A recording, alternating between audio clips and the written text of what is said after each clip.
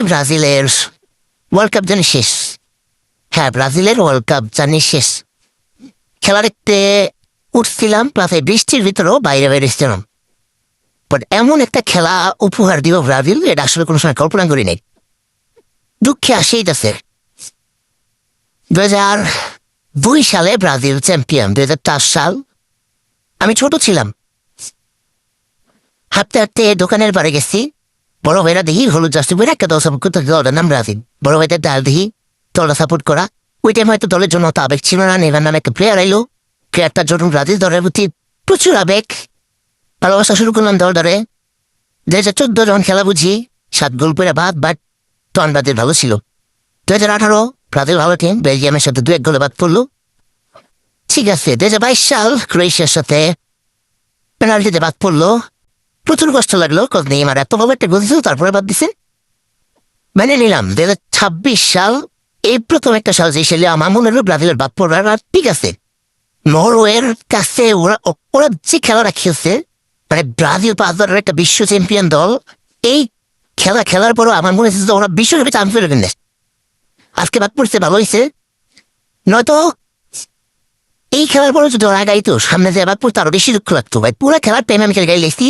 এইটা চিন্তা করেছি, এইরকম বাদে খেলা, এইরকম বাদে পাসিং, মানে এইরকম বাদে ডিফেন্স, সবকিছু বাদে আজকে খালি একটা জিনিসের জন্য আমার ব্রাজিলের প্রতি আক্ষেপ, সেটা হইল নেইমার।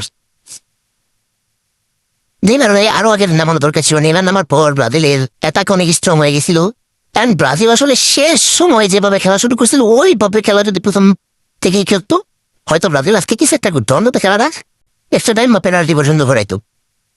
বাট না, নেইমার ও একটা অবাগা প্লেয়ার। ওর জীবনের শেষ ম্যাচটা খেলতে পারল মাত্র 18 থেকে 20 মিনিট। হ্যাঁ, আমি জানি নেইমার আর ব্রাজিলের জার্সি পরে দেখতে পারবো না। এই একটা জিনিসের লিগে আমার সবচেয়ে বেশি কষ্ট লাগতেছে। ব্রাজিল আর জীবনে বিশ্বকাপ মনে কি আমি জানি না, বাট ওর যে এই যে প্লেয়ার বা এই যে মেইনটেনেন্স, এগুলো নিয়ে ব্রাজিল জীবনে বিশ্বকাপ জিতবো না। কোনো দুঃখ নাই, আমি খালি চাইছিলাম যে নেইমার অত দৌড়বিদা এরা সুন্দরভাবে হোক, বিশ্বকাপ দিয়ে হইতে এরকম কিছু না। পুরা ম্যাচ খেলা হয়তো মানে 2-1 গোলের বোঝাম এইভাবে হারুক না, পুরা ম্যাচটা খেলতে পারলো না। আমার ফেভারিট প্লেয়ার, যার জন্য ফুটবলে ভালোবাসা, যার জন্য ব্রাজিলে ভালোবাসা, তারাই আর হলুদ জার্সিতে দেখতে পারবো না। এর থেকে কষ্টের কিছু নেই।